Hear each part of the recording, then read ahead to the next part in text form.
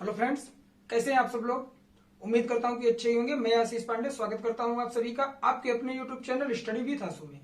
कल के वीडियो में हम लोगों ने बात की थी संविधान के प्रमुख विधेयकों के बारे में, और आज का जो वीडियो है इसमें हम लोग बात करने वाले हैं संविधान की प्रमुख शब्दावलियों के बारे में। कुछ शब्द ऐसे हैं जिन्हें समझना हम लोगों के लिए बहुत ही आवश्यक है। काफी सारे लोग उससे परिचित भी होंगे, कुछ लोग ऐसे होंगे जिनको एकदम नया मिलेगा। तो हम लोग इस वीडियो की शुरुआत करते हैं और इसमें सारी शब्दावलियों को हम लोग समझेंगे, खास करके जो हमारे संसद से रिलेटेड है, जो हम लोग पढ़ चुके हैं, लेकिन कुछ उसके शब्द ऐसे हैं जो लोगों के समझ में नहीं आए होंगे। मुझे भी लगता है ऐसा, क्योंकि पहली बार पढ़ने में सारी चीजें क्लियर नहीं हो पाती है। तो आइए बिना किसी देरी के वीडियो की शुरुआत करते हैं। जो लोग नए हों चैनल को सब्सक्राइब कर लें और बेल आइकन जरूर प्रेस कर दें, और जो लोग पिछला वीडियो ना देखे हों उसकी लिंक आज के वीडियो के डिस्क्रिप्शन में दे दी जाएगी, आप लोग देख लीजिएगा। आइए बात करते हैं संविधान की प्रमुख शब्दावलियों के बारे में हम लोग बात करेंगे। ठीक है, काफी इंपॉर्टेंट चैप्टर है संविधान की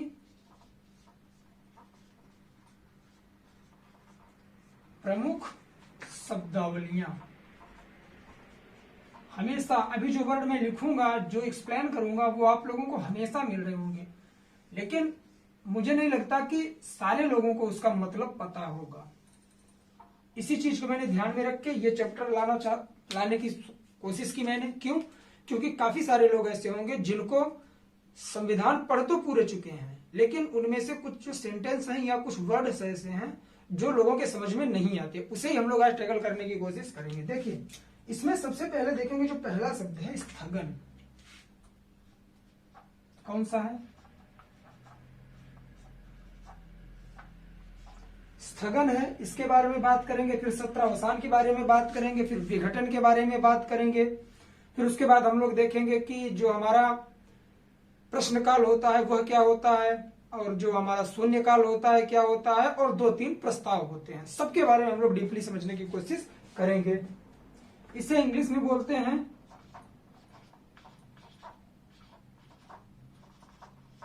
एडजर्नमेंट। ठीक है, एडजर्नमेंट, स्थगन। स्थगन शब्द से आप लोगों को क्या समझ में आता है? सबसे पहले ये देखेंगे, इंपॉर्टेंट फैक्ट है। चीजें मैं लिखूंगा नहीं ज्यादा, बस एक्सप्लेन करूंगा आज, क्योंकि मैं सब आप लोगों को बता चुका हूं। आप सब जानते हैं कि संसद होती है, संसद में 2 सदन होते हैं। कौन कौन से? लोकसभा और राज्यसभा। ठीक है, कोई भी बिल, कल हम लोगों ने विधेयक के बारे में बात की थी, कोई भी बिल अगर एक्ट बनना है तो उस बिल को सबसे पहले संसद में पेश किया जाएगा, और संसद के तहत उसे लोकसभा और राज्यसभा दोनों में क्या होना चाहिए? पारित होना चाहिए। अगर दोनों में पारित हो गया, उसके बाद वह राष्ट्रपति महोदय के पास जाएगा। राष्ट्रपति महोदय उस पर अपनी स्वीकृति दे देंगे तो वह बिल एक्ट या कानून बन जाता है। तो उससे क्या होता है कि कभी कभी ऐसी स्थितियां आती हैं कि जो हमारा लोकसभा है और राज्यसभा है, लोकसभा में कौन होते हैं? हमारे स्पीकर होते हैं। राज्यसभा में कौन होते हैं? देखिए, इसमें होते हैं स्पीकर, जिन्हें हम लोग क्या बोलते हैं? अध्यक्ष। चीजें गौर से समझिएगा, अध्यक्ष बोलते हैं लोकसभा में। और जो राज्यसभा में होते हैं इसे सभापति बोला जाता है। क्या? सभापति। तो राज्यसभा के सभापति कौन होते हैं? हम लोग पढ़ चुके हैं, उपराष्ट्रपति महोदय को राज्यसभा का सभापति बनाया जाता है। और जो हमारे स्पीकर हैं प्रेजेंट टाइम, वो कौन है? हमारे ओम बिड़ला जी हैं।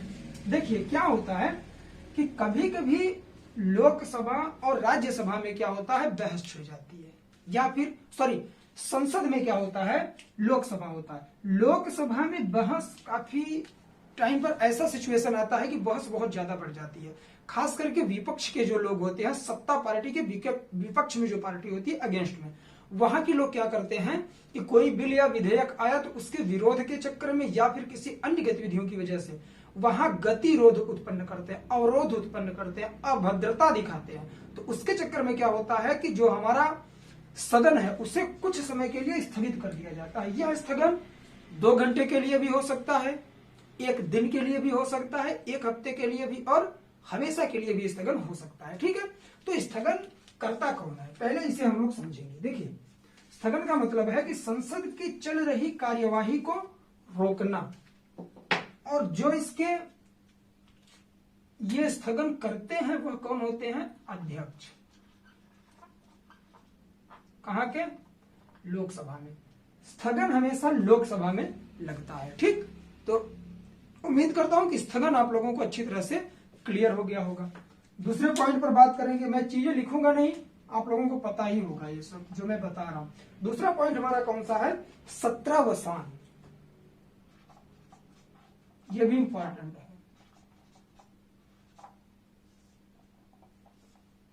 जो हमारा सत्रावसान है इसे इंग्लिश में क्या बोलते हैं?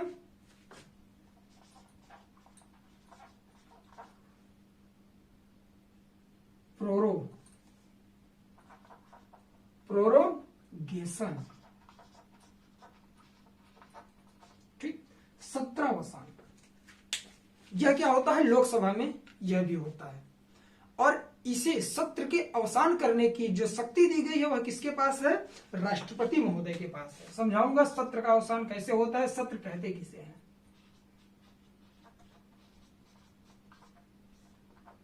राष्ट्रपति महोदय सत्रावसान करते हैं। देखिए सत्र, जैसे आप लोग प्रेजेंट टाइम में देखिए हमारे 3 सत्र हैं, संसद के 3 सत्र हैं। कौन कौन से? बजट सत्र, मानसून सत्र और उसके बाद हमारा एक सत्र और बचता है। तीनों के बारे में हम लोग सही तरीके से बात करने वाले हैं। देखिए अगर एक सत्र क्या होता है? शुरू होता है, ठीक है, वह सत्र अगर खत्म होगा तब दूसरे सत्र की क्या होगी? शुरुआत होगी। मतलब जैसे शीतकालीन सत्र चल रहा है, आप बजट सत्र चलाइए, बजट सत्र खत्म होगा तभी तो जाके आगे शीतकालीन सत्र चलेगा। अगर शीतकालीन सत्र खत्म होगा उसके बाद मानसूनकालीन सत्र शुरू होगा। ठीक, तो इसका आशय क्या निकल के आता है कि जो सत्र चल रहा है उस सत्र को रोककर या उसे स्थगित कर दिया जाता है, उसका अवसान कर दिया जाता है उसके कार्यों की पूर्ति होने के बाद। उसके बाद दूसरे सत्र की स्टार्ट की जाती है। कहां? संसद में, लोकसभा में। तो यह जो सत्रावसान होता है यह राष्ट्रपति महोदय करते हैं। एक सत्र का अवसान राष्ट्रपति महोदय ही कर सकते हैं, यह शक्ति सिर्फ उनके पास है। और सत्रों के प्रकार हम लोग लिख लेंगे, इंपॉर्टेंट है। पहला सत्र हमारा होगा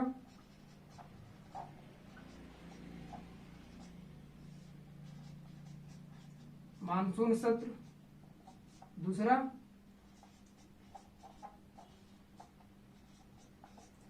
शीतकालीन सत्र, तीसरा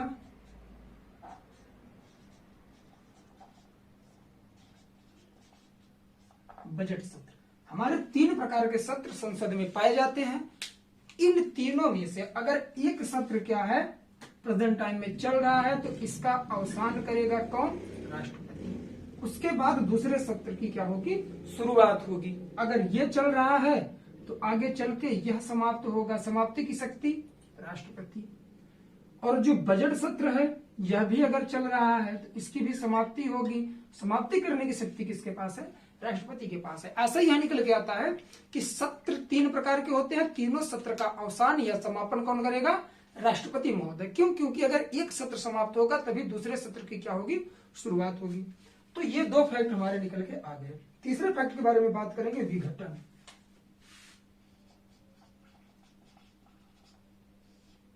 ठीक है, विघटन के बारे में बात करेंगे। और इससे विघटन करने की शक्ति भी किसके पास है? हमारे राष्ट्रपति महोदय के पास ही है। ठीक है, विघटन कहते किसे हैं इस पर हम लोग सबसे पहले बात करेंगे।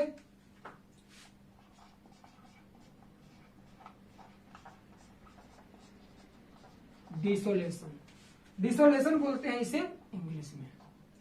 विघटन तभी होता है अगर बहुमत में सरकार ना हो। अगर सरकार बहुमत में नहीं है तो राष्ट्रपति महोदय क्या करेंगे कि लोकसभा का विघटन, विघटन का मतलब यह है कि समाप्ति कर देंगे।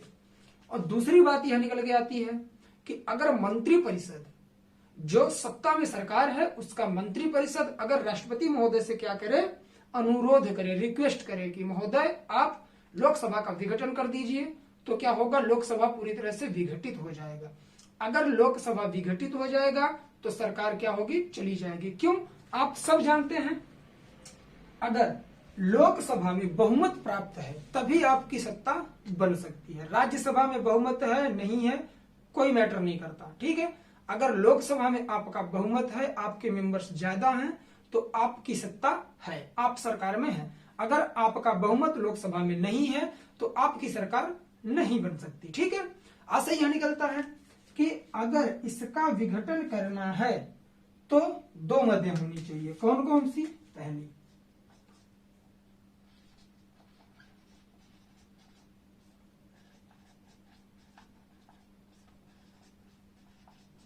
बहुमत सिद्ध ना हो, या सत्ता दल का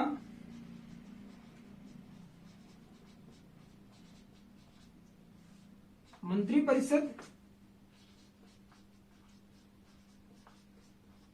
राष्ट्रपति से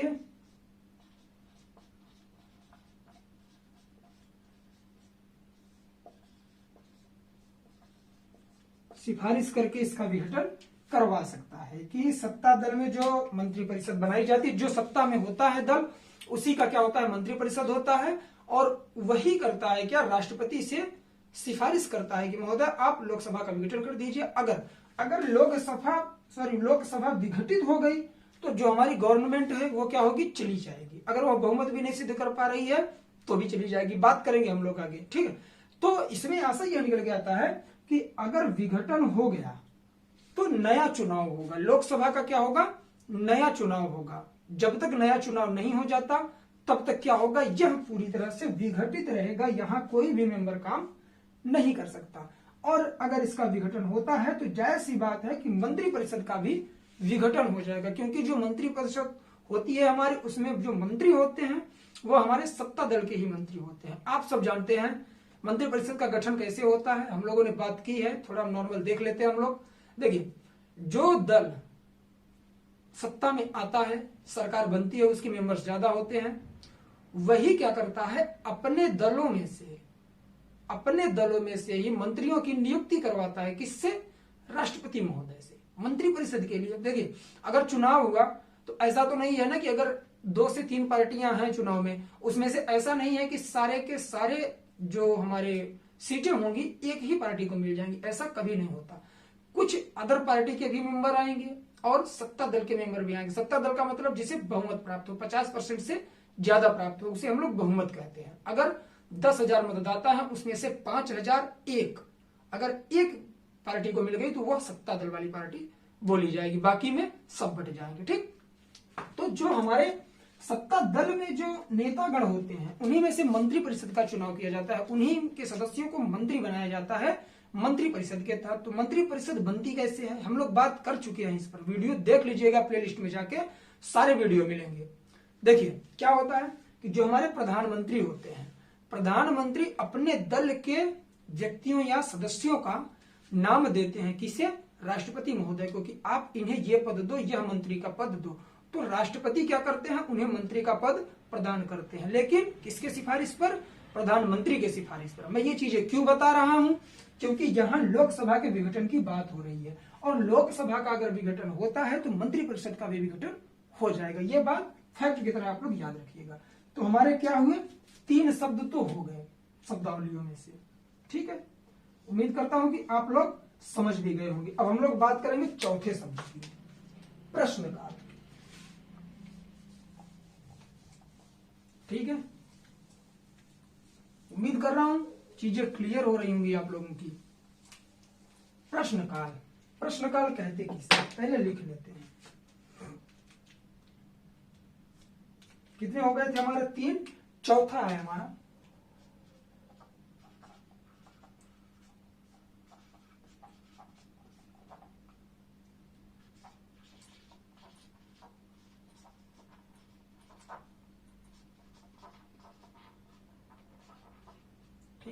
क्वेश्चन आवर्स।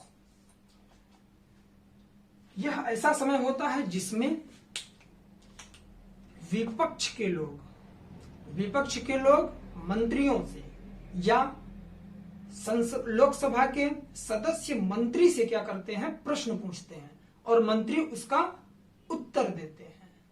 आशा यह निकल के आया कि प्रश्न काल का ही आशा है, जो पार्टी सत्ता में होगी वही तो हमेशा आंसर देगी, अदर पार्टी को, ठीक है। जो मेंबर्स होते हैं उनका तो यही काम होता है कि अपने क्षेत्रों की प्रॉब्लम्स उनसे बोलेंगे, सॉल्व करवाएंगे, और उस पर टीका टिप्पणी होगी तो वह किससे करेंगे, मंत्रियों से करेंगे। हर मंत्री का विभाग दिया गया, जो हम लोगों ने भी मंत्री परिषद देखा, इसीलिए मंत्रियों का गठन होता है कि हर डिपार्टमेंट उन्हें अलग अलग करके डिवाइड करके दे दिया जाता है कि आप क्या करिएगा कि जब मेंबर्स को कोई प्रॉब्लम्स होगी, आपके एरिया से, आपके क्राइटेरिया में वो चीज होगी, तो आप उस पर क्या करेंगे, अपनी बात रखेंगे, उन्हें संतुष्ट करेंगे आप, ठीक। तो इसमें क्या होता है कि प्रश्नकाल के समय जो हमारे सदस्य होते हैं वह मंत्रियों से क्वेश्चन करते हैं, और मंत्री क्या करते हैं, क्वेश्चन का आंसर देते हैं। अब बात आती है कि प्रश्नकाल का समय होता कब है।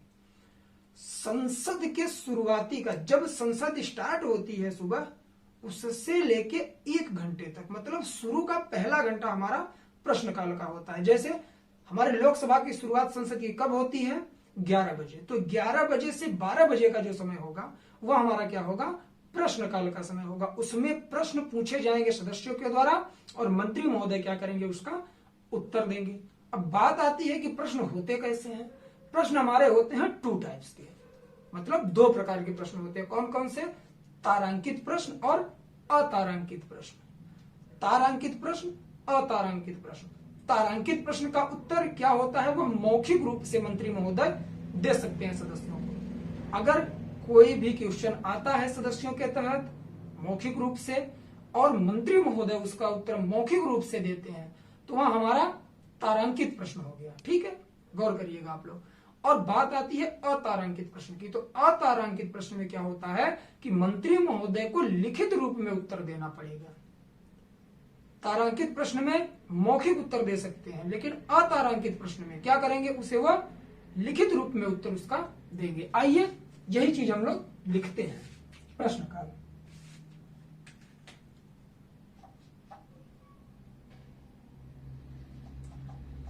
इसमें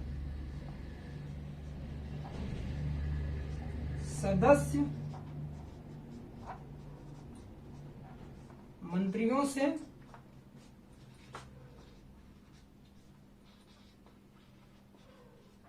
प्रश्न पूछते हैं, और मंत्री उत्तर देते हैं। बात आती है कि इसका टाइम पीरियड कब होता है, सदन के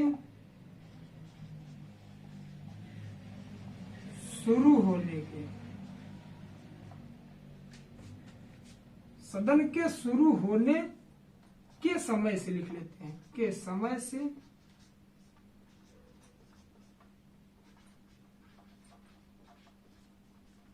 1 घंटे तक।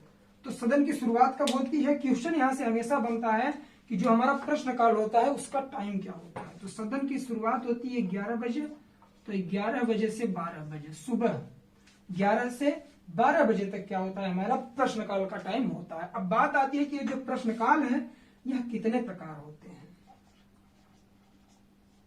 प्रश्न के प्रकार, ठीक, देखेंगे हम लोग। पहला है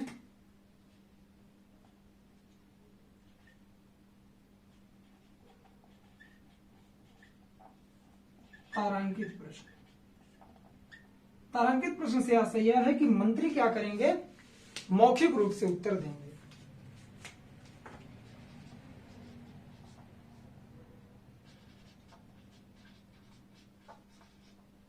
मंत्री मौखिक रूप से उत्तर देंगे, ठीक। अगर प्रश्न किया जा रहा है और मंत्री महोदय क्या करते हैं, उस पर अपना उत्तर देते हैं, तो वह मौखिक रूप से उत्तर दे सकते हैं, लिखित रूप में देने की जरूरत नहीं है। दूसरा आता है हमारा प्रश्न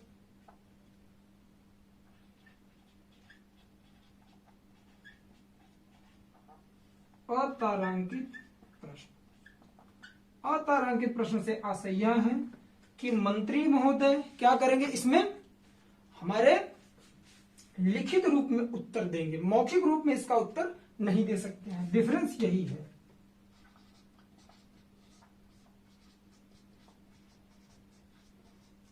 लिखित रूप में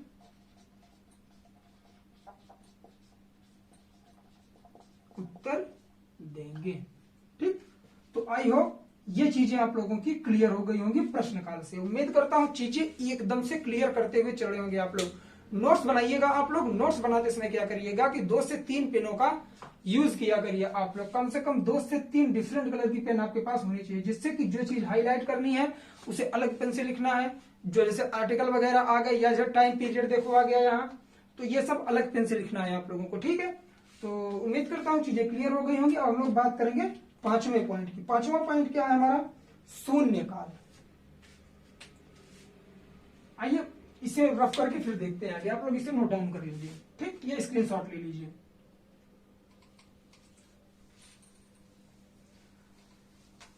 पांचवा पॉइंट देखेंगे, बहुत ही इजी है।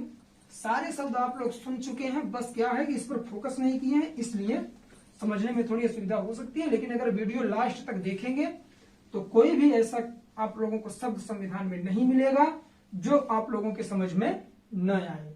मेरी यही उम्मीद है आप लोगों से कि सही तरीके से आप लोग पढ़ रहे होंगे। देखिए, पढ़ाई भी क्या होती है कि 2 तरह से होती है। एक होती है हार्ड वर्क और एक होती है स्मार्ट वर्क। अगर आपको वनडे एग्जाम क्रैक करना है तो आपको hard work plus smart work के साथ चलना पड़ेगा। क्यों? क्योंकि मैं कई बार रिपीट कर चुका हूं कि हमें पीएचडी नहीं करना है, किसी भी विषय का ज्ञाता नहीं बनना है। हमें क्या करना है? स्मार्ट वर्क के तरीके से स्टडी करनी है। वो कैसे होगी? आपको हार्ड वर्क तो करना है। अगर आप गवर्नमेंट जॉब लेना चाहते हैं तो आज के कंपटीशन को आप लोग देख रहे हैं कि बहुत ज्यादा कंपटीशन बढ़ चुका है। एक दूसरे को पीछे छोड़ने में पसीने छूट जाते हैं। उसके लिए अगर आप टेबल चेयर पर बैठ के सही तरीके से मेहनत कर रहे हैं तो आपको कोई नहीं रोकने वाला है। ठीक है, ये एक्सक्यूज जो लोग देते हैं ना कि ये वैकेंसी में ये धांधलेबाजी हो गई, वो हो गई, ये सब कौन देते हैं? जिनके पास टाइम है एक्सक्यूज देने का। जो बंदा एक बार एग्जाम दिया, सेलेक्ट नहीं हुआ, तो वो कोई एक्सक्यूज नहीं देगा। अगर वो रियल बंदा है, रियल स्टूडेंट है, तैयारी करने वाला, वो क्या करेगा कि जितने में वो लेक्चर देगा दूसरे के सामने, वह क्या करेगा, तब तक एक क्वेश्चन अपना तैयार कर लेगा। तो इसलिए किसी को दोष देने की जरूरत नहीं है। एग्जाम की अच्छी तरीके से प्रिपरेशन आप लोग करते रहिए। स्मार्ट वर्क का यूज करिए। स्मार्ट वर्क का मतलब है आप लोग बुक से भी पढ़ सकते हैं, वीडियो से भी पढ़ सकते हैं, लेकिन इन दोनों में डिफरेंस क्या है कि बुक जो है उसमें क्या दिया, सारी चीजें लेंदी दी गई है। मैं भी आप लोगों को बुक से ही पढ़ाता हूं, बट मैं 2-3 बुक क्या करता हूं, मिक्स करके पढ़ाता हूं। ठीक है, जैसे आपकी एम लक्ष्मीकांत हो गई, एनसीईआरटी हो गई आपकी, तो ये दोनों का मिक्स करके मैंने आप लोगों को सारा नोट्स बनवाया है। इसलिए आप लोग क्या किया करिए, मैं ये नहीं कह रहा कि केवल वीडियो से ही आप लोगों का कल्याण होने वाला है, ऐसा बिल्कुल मत सोचिएगा। ठीक है, मैं गारंटी के साथ नहीं कह सकता कि केवल वीडियो से कल्याण हो जाएगा। क्यों? क्योंकि मैं भी कोई एग्जामिनर नहीं हूं। मैं भी क्या करता हूं कि उम्मीदें लगा के प्रीवियस ईयर के पेपर देख के उस हिसाब से मैं आप लोगों को चैप्टर लेके आता हूं और बताता हूं। ठीक, तो आप लोगों को भी क्या करना है, प्रीवियस ईयर का पेपर लीजिए और जिस एग्जाम की प्रिपरेशन कर रहे हैं उसका सिलेबस, ये 2 चीज तो आपकी स्टडी टेबल पर होना ही होना चाहिए। मैं तो कहता हूं कि जो आपका टाइम टेबल आप लोग बनाते हो, टाइम टेबल बनाने की जरूरत नहीं है आप लोगों को। बस सुबह उठिए, पर डे का टाइम टेबल बनाइए कि आज मुझे इतनी चीजें क्या करनी है, टारगेट बना लीजिए कि इतना मुझे गेन करना है, इतना मुझे पढ़ना है, और सही तरीके से, तो सारी चीजें क्लियर हो जाएंगी। तो आइए बात करते हैं। बीच बीच में थोड़ा बोल देता हूं क्योंकि मैं भी इससे गुजर चुका हूं। ठीक है, तो मैं जो प्रॉब्लम्स हमारे साथ हुई है, मैं नहीं चाहता कि आप लोगों के साथ में हो। आप कई सारे लोग ऐसे होंगे जो अभी इंटर में या ग्रेजुएशन कर रहे होंगे या फिर कहां पर होंगे, आपका हाई स्कूल चल रहा होगा, तो आप लोग पहले से ही समझ जाइए, क्योंकि टाइम जो है ना वो इंतजार नहीं करता किसी का। ठीक है, तो कोई भी चीज अगर करनी है तो उसके लिए दृढ़ प्रतिज्ञ होकर एकदम ठान लीजिए कि नहीं मुझे करना है। अगर दिल में सही तरीके से आप लोगों ने ठान लिया कि मुझे एग्जाम क्रैक करना है तो निकल जाएगा। कोई बड़ी बात नहीं है, बच्चे ही निकालते हैं, कोई ऊपर से नहीं आता टाई बांध के कि यहाँ जाते ही क्या बनेगा, ऑफिसर बन जाएगा, ऐसा कुछ नहीं है। ठीक, मेरे हिसाब से मोटिवेशन ज्यादा हो गया। आइए बात करते हैं। हम लोग किस पर बात कर रहे थे, शून्यकाल के बारे में। हमारा जो कौन सा पॉइंट है, 5वां। देखिए, मैं चीजें इसलिए बोल देता हूं ना क्योंकि मैं एक्सपीरियंस कर चुका हूं। अगर आप लोग भी इसी में परेशान हो जाएं तो ये बहुत बुरी बात है मेरे लिए खास करके। ठीक है, आप लोगों को एग्जाम में सेलेक्ट करवाना ही मेरा क्या है, ध्येय है। इसलिए अगर आप लोग सही तरीके से मेहनत करेंगे और चीजों को क्लियर करेंगे तो मुझे नहीं लगता कि कोई भी एग्जाम आप लोगों का रुक सकता है। शून्यकाल को हम लोग क्या बोलते हैं, 0 आवर्स। ठीक है, ये जो शून्य काल का टाइम है, क्या यह संविधान के तौर पर मान्य है? बिल्कुल नहीं मान्य है। शून्यकाल संविधान में नहीं दिया गया, यह मीडिया द्वारा दिया गया क्या है? एक वाक्य है। मीडिया द्वारा दिया गया एक वाक्य है शून्यकाल। इसमें क्या होता है कि इसमें जरूरी चीजें पूछी जाती हैं, जरूरी प्रश्न पूछे जाते हैं, और क्या करते हैं कि जो हमारे मंत्री होते हैं मौखिक रूप से इसका उत्तर दे देते हैं। यह संविधान में नहीं दिया गया है, यह सिर्फ मीडिया द्वारा यह सामने लाया गया है और इसे संवैधानिक दर्जा नहीं दिया गया है। तो शून्यकाल होता कब है, इसे बात करेंगे। जो हमारा प्रश्नकाल होता है, प्रश्नकाल के तुरंत बाद का 1 घंटा। प्रश्नकाल कब होता है हमारा? 11 से 12 बजे तक। तो यह कब होगा? 12 से 1 बजे तक। प्रश्नकाल के तुरंत बाद का 1 घंटा। एक और फैक्ट है, मीडिया द्वारा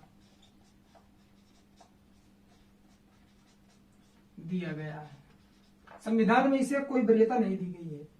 ठीक, तो इतने सारे पॉइंट थे शून्यकाल से। इसमें क्या होता है?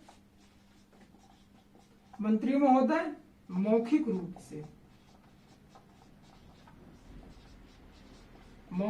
से उत्तर देंगे। ठीक, तो हमारा शून्यकाल भी कवर हो गया। अब बात आती है 3 प्रस्तावों के बारे में हम लोग बात करेंगे, विश्वास प्रस्ताव, अविश्वास प्रस्ताव और हमारा स्थगन प्रस्ताव। आइए सबसे पहले देखते हैं विश्वास प्रस्ताव। काफी इजी है, समझने में कोई दिक्कत नहीं होगी, हम पढ़ा चुके हैं आप लोगों को ये चीज। ठीक है, प्लेलिस्ट में जाइए, सारे वीडियो अलग अलग आप लोगों को मिलेंगे। छठा है हमारा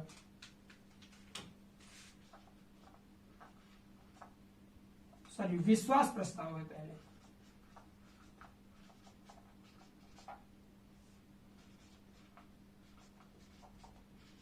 ठीक है, विश्वास प्रस्ताव के बारे में हम लोग बात करने वाले हैं। और जो विश्वास प्रस्ताव है इसे क्या बोलते हैं? Confidence motion. ठीक, आइए इंग्लिश में लिख लेते हैं इसका, क्योंकि काफी सारे बच्चे ऐसे होंगे जो इंग्लिश ही सपोर्ट करते होंगे। कॉन्फिडेंस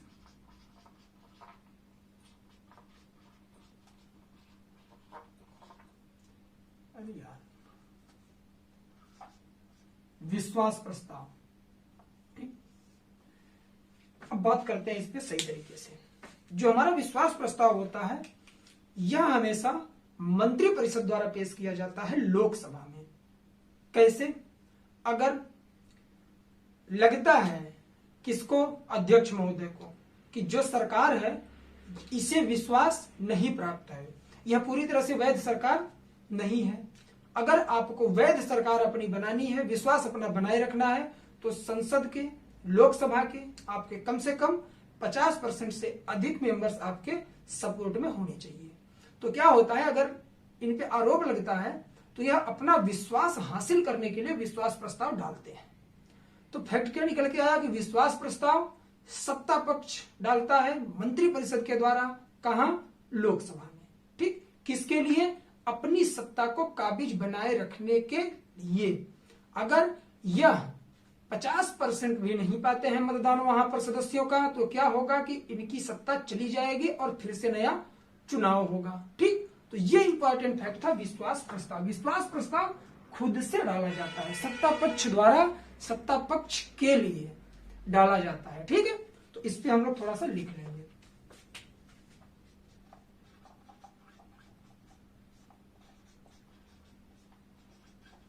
सत्ता पक्ष द्वारा, ब्रैकेट में लिख लेंगे, मंत्री परिषद द्वारा यह डाला जाता है। कहां? ऐसे लिखेंगे कि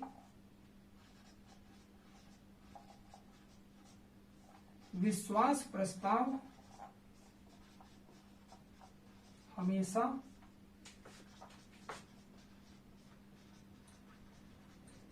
लोकसभा में पेश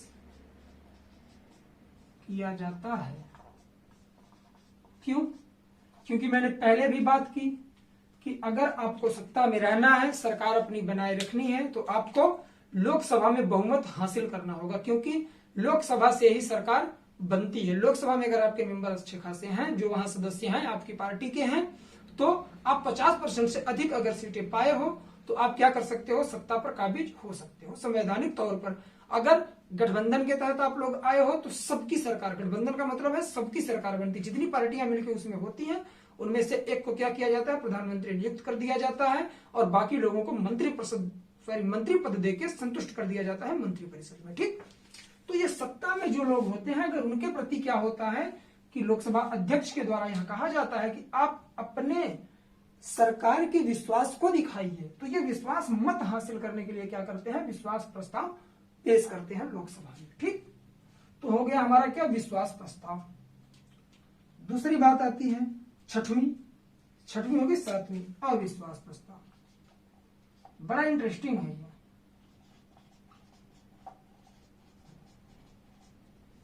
अविश्वास प्रस्ताव। अब देखिए, अविश्वास प्रस्ताव का मतलब है नॉन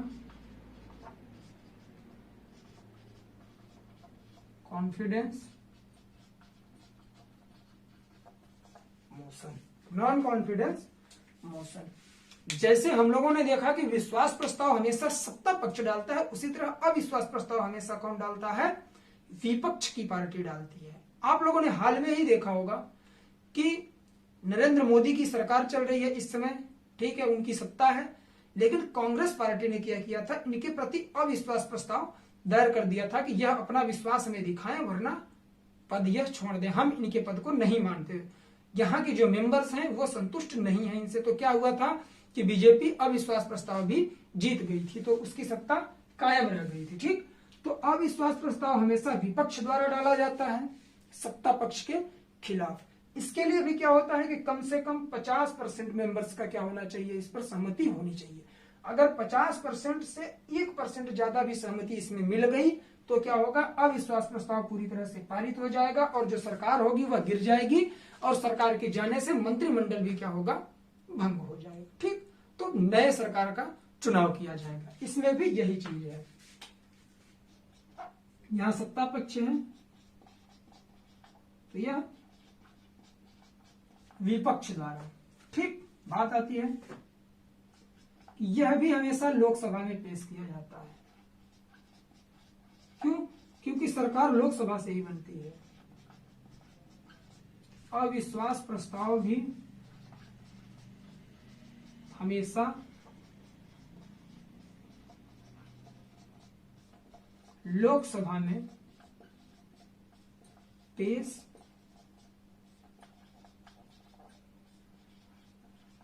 किया जाता है। इसके लिए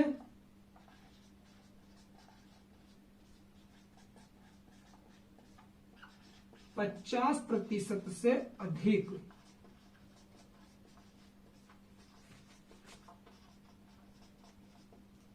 सदस्यों की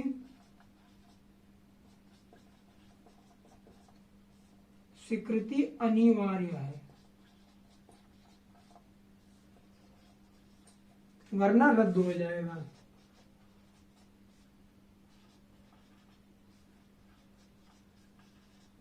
ठीक है, मतलब यह निकल के आया कि अगर 50% से अधिक सदस्यों की स्वीकृति अविश्वास प्रस्ताव पर मिल जाती है तो विपक्ष की जो पार्टी होती है, जो अविश्वास प्रस्ताव लाई रहती है, वह क्या होती है, वह जीत जाती है, और जो सत्ता पक्ष होता है उसे पद अपना छोड़ना पड़ता है, नया चुनाव किया जाता है। ठीक, तो उम्मीद करता हूं कि अविश्वास प्रस्ताव भी आप लोगों के समझ में सही तरीके से आ गया होगा। अब हम लोग बात करेंगे किसके बारे में, स्थगन प्रस्ताव। बहुत इंटरेस्टिंग है और बहुत ही हेल्पफुल है, यहां से क्वेश्चन 100% बनने की पूरी उम्मीद है। आइए देखते हैं, इसके बारे में भी बात कर ही लेते हैं क्योंकि इंपॉर्टेंट है और हर एग्जाम में क्वेश्चन यहां से बनता हुआ आया है। कंपलसरी तो नहीं है बट क्वेश्चन बनता है। क्यों?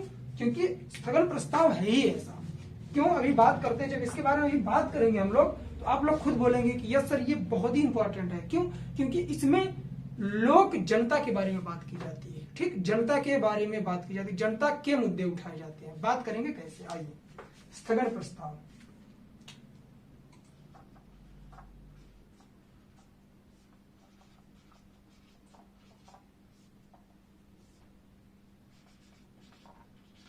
इसे बोलते क्या है?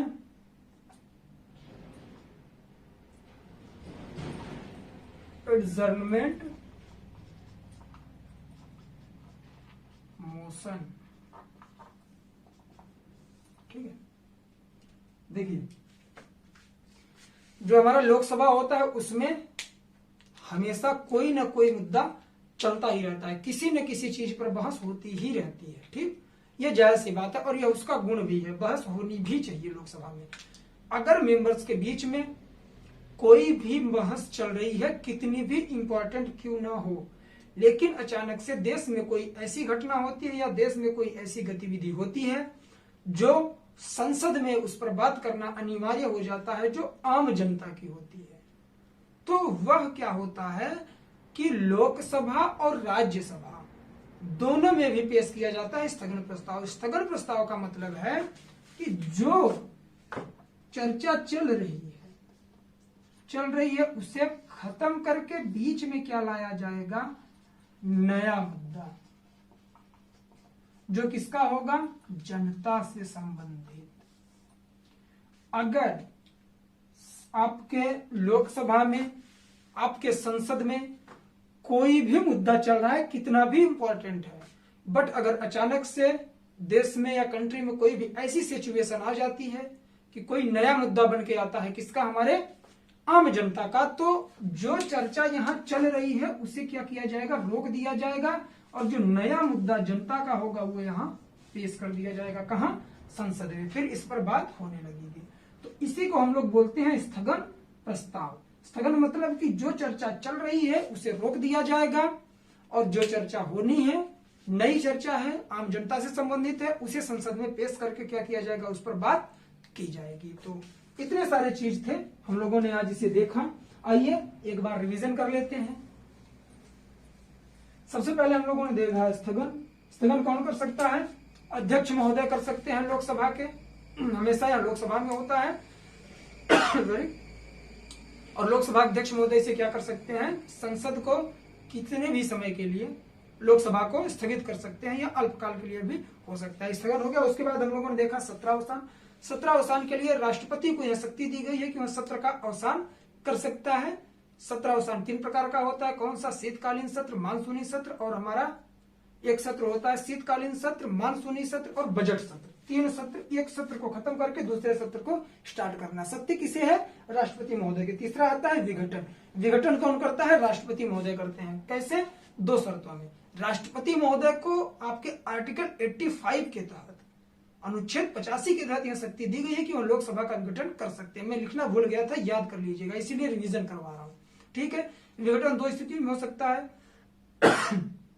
सॉरी, अगर क्या हो कि उनका बहुमत न सिद्ध हो पाए, जो सत्ता पार्टी है, तो लोकसभा का विघटन कर देगा कौन? राष्ट्रपति। अगर जो पार्टी सत्ता में है उसका मंत्रिपरिषद राष्ट्रपति से सिफारिश करे कि महोदय आप लोकसभा का विघटन कर दीजिए, तो वह विघटन कर देंगे। ठीक, विघटन हम लोगों ने देखा। उसके बाद आता है प्रश्नकाल। प्रश्नकाल हमेशा जब सदन की शुरुआत होती है उसका शुरुआती का पहला घंटा, जैसे स्टार्ट होगा, शुरू का पहला 1 घंटा जो 11 से 12 बजे के बीच में होता है, उसे हम लोग क्या कहते हैं? प्रश्नकाल कहते हैं। प्रश्नकाल में क्या होता है कि हमारे जो सदस्य होते हैं मंत्री महोदय से क्वेश्चन करते हैं और वह उनका उत्तर देते हैं, मंत्री महोदय। बात आती है प्रश्नकाल कितने प्रकार के होते हैं? 2 प्रकार के, तारांकित प्रश्न, अतारांकित प्रश्न। तारांकित प्रश्न में क्या होता है कि जो सदस्य क्वेश्चन करेंगे उसका मौखिक रूप में उत्तर दे देंगे कौन?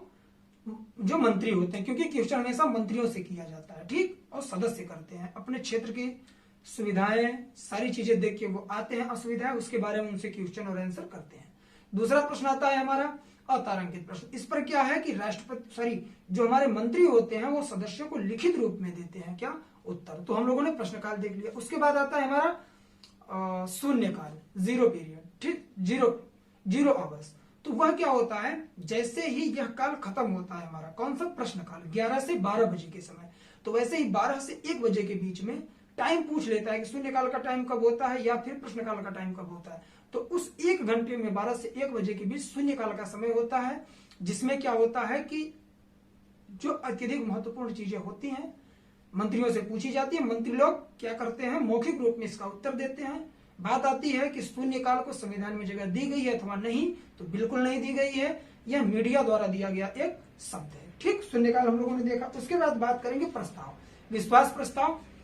विश्वास प्रस्ताव हमेशा सत्ता दल के मंत्री परिषद द्वारा क्या होता है, जारी किया जाता है, और इसमें वह अपने सरकार का क्या करता है, वह पक्ष रखता है कि मैं सत्ता में रहने के लायक हूं, मेरे पास 50% से ज्यादा लोगों की सहमति है। ठीक, दूसरी बात आती है अविश्वास प्रस्ताव की। अविश्वास प्रस्ताव हमेशा क्या होता है, वो भी लोकसभा में पेश होता था विश्वास प्रस्ताव, और आपका अविश्वास प्रस्ताव भी लोकसभा में ही पेश होगा, और उसके लिए शर्तें दी गई हैं कि यह हमेशा विपक्ष की पार्टी द्वारा पेश किया जाएगा सरकार के अगेंस्ट में, कि हम इन लोगों से खुश नहीं हैं, जितने भी मेंबर हैं आप क्या करिए, मतदान करवाइए, देखिए यह सत्ता में रहने के काबिज नहीं है। तो मतदान होता है, अगर 50% से अधिक लोगों ने अविश्वास प्रस्ताव पर सिग्नेचर कर दिया तो सत्ता जो होती है वो पूरी तरह से क्या होती है, गिर जाती है, मंत्रिपरिषद भंग हो जाती है, नए सरकार और मंत्रिपरिषद का गठन होता है। ठीक, 7 हो गए हमारे। 8वां आता है हमारा स्थगन प्रस्ताव। सदन में कोई भी चर्चा चल रही हो, कितनी भी इंपॉर्टेंट हो, लेकिन कंट्री में कोई ऐसी सिचुएशन आ जाए कि वो मुद्दा संसद में चलाना जरूरी हो जाए जो आम जनता का हो, तो उस समय में जो चर्चा चल रही है उसे रोककर नई चर्चा वहां पर करना जनता के बारे में, ही हमारा क्या कहलाता है, स्थगन प्रस्ताव। तो इतनी सारी चीजें थी जिसे हम लोगों ने आज कवर किया है। कल हम लोग जो वीडियो लेके आएंगे उसमें कोशिश करेंगे कि संसदीय समितियों के बारे में बात हो जाए। क्यों? क्योंकि वो भी इसी से रिलेटेड है। तो आप लोग इसी तरह चैनल पे बने रहिए, नए हो चैनल को सब्सक्राइब करिए, बेल आइकन जरूर प्रेस कर दीजिए, जिससे कि कोई भी वीडियो आए उसकी नोटिफिकेशन सबसे पहले आप लोगों को मिले। तो उम्मीद करता हूं कि चीजें आप लोगों को क्लियर हो रही होंगी। जो लोग नए हो, मैं फिर से बता दूं कि हिस्ट्री जहां तक है मैं इसके बाद शुरू करूंगा, पॉलिटी के बाद। पॉलिटी पूरी तरह से खत्म हो चुकी है, 8-10 लेक्चर और आएंगे जो यूपीएससी रिलेटेड है।